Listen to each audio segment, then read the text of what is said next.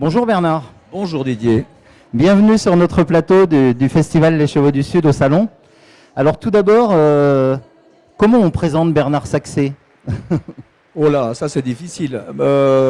Comme un amoureux et passionné du cheval, tout simplement. Voilà. Un homme de Et cheval? un homme de cheval professionnel, bien sûr, mais surtout ça, une passion pour les chevaux et évidemment pour l'équitation bien faite. Voilà. aussi, voilà. Je travaille pour le cinéma, les cascades, qui ne t'a jamais quitté d'ailleurs, puisque et en 94 effectivement ce fameux accident sur un tournage d'ailleurs, Ouais, sur un lors, tournage, lors ouais. d'une Ouais. lors d'une cascade. Ouais. Et là, n'importe quel cavalier se serait dit, je vais jamais remonter quoi. Ouais, Donc, peut-être. quelle a été ta réaction et comment tu as rebondi par rapport à tout ça, quoi? Alors, pour ça, il faut comprendre comment je fonctionnais avant. Donc, pour comprendre, parce que le dressage académique, l'équitation française de tradition, date de mon plus jeune âge. Et en fait, de l'âge de 25 ans à 30 ans, j'ai justement mis au point une approche de l'équitation basée sur un parallélisme, sur la remise en question de soi, sur le plan justement postural et émotionnel. Et donc j'ai fait à l'époque une recherche personnelle entre certaines postures de yoga et d'état global issus de yoga ou Qigong d'ailleurs. Hein. Et j'ai donc eu 5 ans de recherche intense entre l'équitation académique et ça, jusqu'à l'accident. Simplement, quand j'ai eu l'accident, j'étais arrivé à un niveau où j'étais dans le minima des aides avec un maximum de résultats. Donc j'ai vraiment touché du doigt une équitation vraiment sans force, hein, basée sur justement l'alignement, parce qu'il faut substituer la force par la précision, évidemment. Parce que si on ne met pas de force, c'est bien, mais il faut autre chose. Et de toute façon, la force, il y en a quand même. Elle est ne serait-ce que mentale et posturale. Donc la force, elle n'est peut-être pas dans l'emploi de la jambe directement ou de la main directement, mais la jambe ou la main traduit la modulation et la densité de la posture équestre. En fait, le maître, c'est la posture équestre, et les accessoires, les prolongements, ce sont les mains ou les jambes. C'est ça qu'il faut comprendre. Yeah. Hein, un cheval, ça se tient par le dos et la tête. Et le reste, ce sont des rappels à l'ordre ou des couloirs, mais dans lequel il faut arriver à ce que le cheval reste libre dedans, en prêt. Voilà. Et particulièrement en arrêt équestre, où on ira plus loin qu'en compétition, parce qu'en compétition, on ne va pas les laisser libres complètement pour des raisons de concurrence et de précision. Alors qu'en arrêt équestre, on n'a plus rien à foutre à un moment donné. Ouais. On travaille uniquement pour que le mouvement soit fait dans la correction. Donc on peut apporter la précision au nom de la correction. C'est-à-dire qu'on corrigerait un cheval pour qu'il soit bien dans ses bases d'aplomb plutôt que d'exécuter le mouvement. C'est ça la philosophie de l'arrêt équestre, réellement. C'est de jamais trahir le confort du cheval dans ses appuis, en fait. Et là, on est dans la notion essentielle de ce que toi tu considères comme l'équitation telle qu'elle doit être faite, qui est l'équilibre Voilà. selon Baucher et selon même d'autres. Selon tout le monde, voilà. selon toute personne, certainement Xénophon et d'autres, qui ont eu le bon sens des lois de la physique et des poids et de la dynamique, en fait. Ouais. Et puis aussi de l'évidence, de ce qui en ressort comme cohérence, parce que le bien-être du cheval ne vient que de la cohérence, en fait, hein, rien d'autre. Et sa propre cohérence et la cohérence qu'on lui permet d'avoir montée. Parce que lorsque le cheval est monté, ce n'est pas le même. On ne peut pas comparer un cheval en liberté. Ça, il faut que les gens comprennent que quand les gens fantasment sur le travail en liberté avec leurs chevaux, c'est très bien. Mais un cheval en liberté ou à pied, ça n'a rien à voir avec un cheval monté. Donc vous pouvez travailler autant que vous voulez à pied et en liberté. Vous pouvez produire du lien et créer des choses, des précisions. Mais vous ne remplacerez jamais le problème du cheval monté, qui va être gêné et qui doit s'adapter musculairement sous le poids du cavalier pour recouvrer une liberté montée. Parce que le but, c'est qu'il redevienne libre. Mais il faut qu'il s'adapte. Et il faut monter. Sinon, on ne monte pas. C'est pas la même chose, c'est pas la même muscle, c'est pas la même chose. Vous pouvez prendre un cheval de 4 ans et le dresser au piafé, en diagonalisé, vous montez dessus, vous ne tournez pas.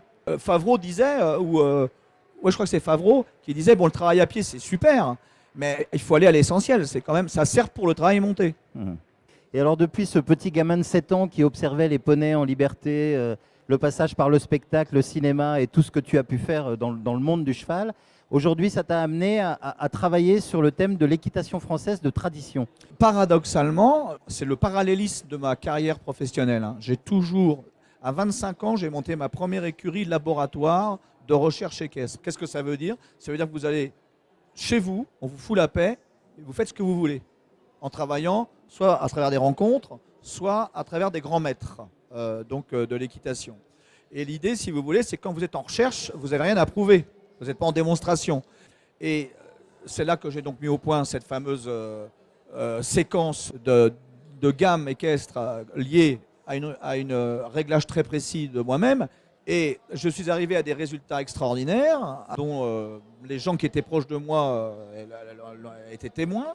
Et l'accident aujourd'hui m'a donné une grande liberté, c'est celle de défendre avec conviction et en prouvant les résultats dans ma situation.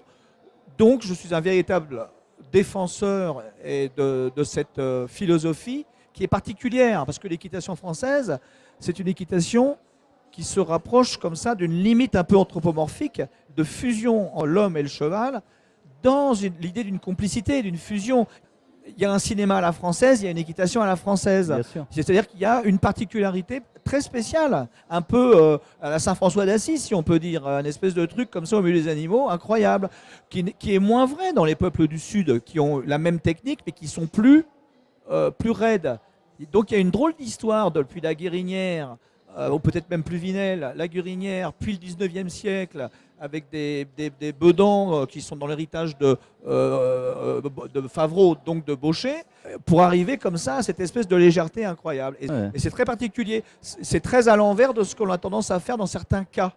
Quand on vous demande toujours d'avancer, d'avancer, d'avancer, d'avancer, en équitation, bien sûr, il y a ça, mais il y a aussi l'inverse dans cette équitation-là. Il y a en équilibre, en équilibre, en équilibre, et l'équilibre a un paramètre souvent qui est lié à la lenteur.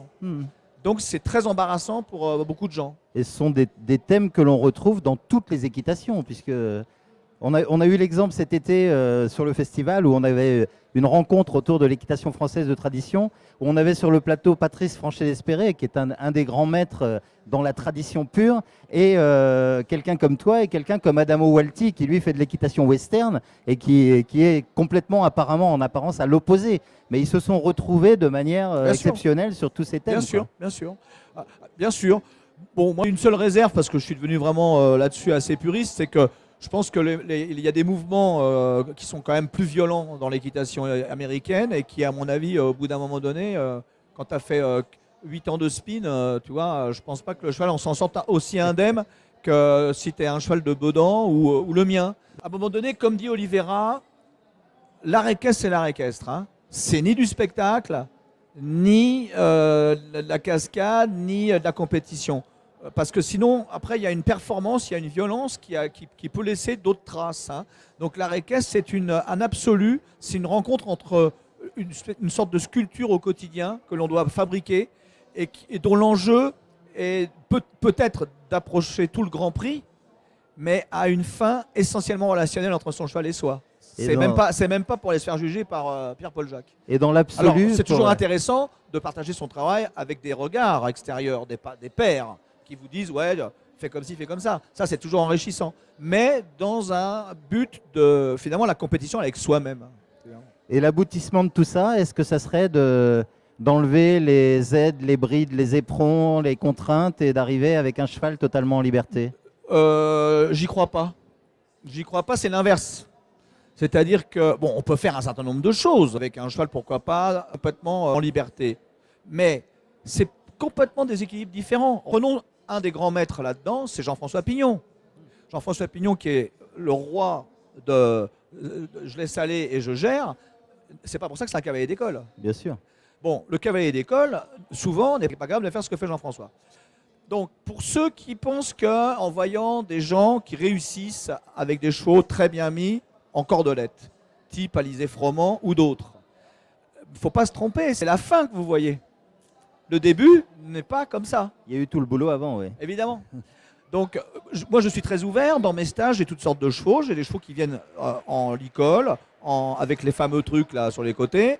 Mais j'ai déjà, rien que par le travail, en Suisse, avec des franches montagnes, des gens sont repassés en filet parce qu'ils ont compris que le cheval allait être mieux et qu'ensuite, de nouveau, il pouvait revenir dans la liberté. D'accord. Parce que il y a certaines choses que vous ne pouvez pas faire sans ces outils-là. Je veux dire, c'est pas possible.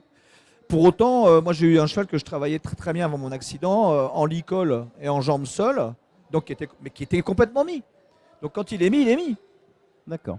Alors pour conclure, dans l'actualité de Bernard Saxé, il faut nous raconter ce qui s'est passé il y a quelques semaines à Saumur, je crois.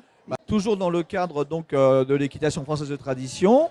J'étais donc déjà invité l'année dernière par Bernard Morel et Olivier Pulse, où j'avais fait une présentation sur le beau chéris d'ailleurs. Donc ça c'était plutôt théorique. Et cette année j'ai enseigné, j'ai donné 3 heures de leçons et j'ai présenté mon cheval. Voilà, devant, il y avait beaucoup de gens, Christian Forlini, Dany Lahaye, Bettina Drummond. Et visiblement j'ai été assez apprécié. Donc j'en suis très fier et très heureux. Parce que en fait, là, j'ai vraiment pris mon titre d'écuyer pour de vrai. Et c'est très important parce qu'en fait, je suis avant tout cela. Mais on m'a plus connu sous l'image uniquement du cascadeur, de l'handicapé, de machin, etc. En réalité, le dressage, j'ai commencé à l'âge de 13 ans. Donc, et c'est ma première passion. Moi, je me souviens que ce jour-là, d'ailleurs, par hasard, on s'est parlé au téléphone pour préparer cette présentation. Tu étais en voiture, tu rentrais de Saumur et il y avait vraiment un enthousiasme et une joie de vivre chez toi. Voilà. Donc je me suis dit, mais que s'est-il passé, quoi? Qu'est-ce que tu leur as montré? Eh ben, visiblement, j'ai eu des gens de métier, des gens comme Guns, dans la tauromachie Pélène, Forlini, Bettina Drummond, qui ont été, entre guillemets, stupéfaits, éblouis et enthousiastes et émus. D'ailleurs, j'ai une lettre à moitié manuscrite de l'écuyer en chef pour me remercier. Mais en fait, ce que j'ai fait aussi, c'est que je suis venu hyper sincère et j'ai assumé tout, y compris les aléas que j'ai eu avec mon cheval devant tout le monde. Mais j'ai fait exprès. J'ai dit, je vais pas la jouer. Je vous présente. C'est comme ça que j'ai dressé mon cheval. J'ai dressé mon cheval avec ses aléas. Et c'est pour ça qu'on est capable de se présenter. Parce qu'il fait quand même 1m72, il est entier et on est à l'extérieur. Ça faisait 10 ans que je n'étais pas sorti de chez moi avec le cheval. Ouais. Et il n'a pas bougé. Il était un peu chaudard, mais il n'a pas bougé plus que ça. Donc la perfection n'est pas la même pour tout le monde, quoi. Voilà, exactement. Donc pour conclure, en dehors de la maison, des bouquins, des films, etc., quelle est l'actualité? Quels sont les projets, quoi? L'actualité, elle est multiple parce que d'abord, je suis beaucoup sollicité pour donner beaucoup de stages partout en France et aussi en Suisse. Ensuite, je fais travailler une carrière de Grand Prix en plus, ce qui est génial pour moi. Ensuite, je suis sollicité à droite à gauche pour, d'ailleurs, par notre ami Jean-Pierre Laborde, là, qui veut faire un film. Qui veut faire un film et qui voudrait que je sois son conseiller technique. Ouais. Il y a beaucoup de choses qui se passent en ce moment. Il faut que j'écrive le 2e livre. Peut-être un jour un petit livre sur une petite méthode simple. Quelque chose de très simple pour tout le monde. Et puis aussi, alors en 3e lieu, la semaine prochaine, là, je m'occupe aussi d'un gros programme avec un professeur en rééducation fonctionnelle sur toute mon expérience que j'essaye de rebalancer vers le monde de la médecine et de la kiné pour qu'elle puisse servir aux gens handicapés, équitant ou non. Donc je mets au point plein d'exercices autour du cheval mécanique et aussi allongé et pourquoi pas aussi en piscine pour aider les gens, parce que moi je fais beaucoup de piscine, je fais assez partout à la fois, toujours dans le corps et la tête. Et partout donc, à la fois, oui. Voilà, je mets plein de trucs au point, quoi. Partout à la fois, on peut le dire. Moi j'ai eu l'occasion de discuter chez toi avec des gens qui travaillent avec toi au quotidien. Ils m'ont dit qu'ils n'arrivaient pas à te suivre. Voilà, souvent c'est ça. Voilà. Je crois que... Et merci beaucoup. Je vous en prie. De nous avoir consacré ce moment. Merci beaucoup à vous. Merci. Merci, au revoir.